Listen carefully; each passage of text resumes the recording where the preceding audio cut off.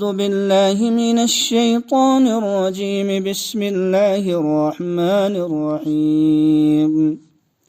فلاقتحم العقبة وما أدراك ما العقبة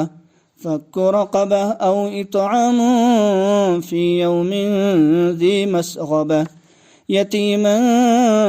ذا مقربة أو مسكینا ذا متربہ، مگر وہ گھاٹی پر سے ہو کر نہ گزرا۔ اور تمہیں معلوم ہے کہ گھاٹی کیا ہے؟ یہ ہے کہ کسی گردن کا چھڑانا، غلامی سے آزاد کرانا، اور قحط کے دنوں میں کھانا کھلانا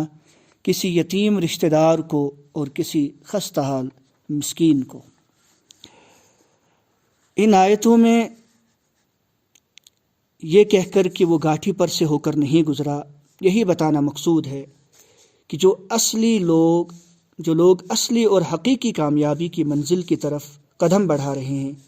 ان کے لیے ضروری نہیں کہ وہ ہمیشہ آسان اور ہموار راستے پر ہی چلتے رہیں، نہیں، بلکہ اس راستے میں گھاٹیاں بھی آئیں گی،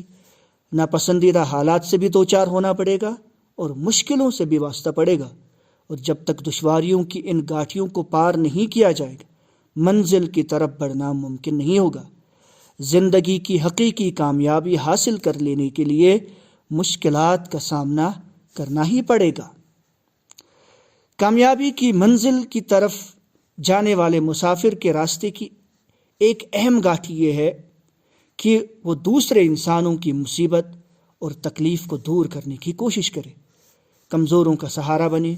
اور بے آسرا لوگوں کی مدد کرے۔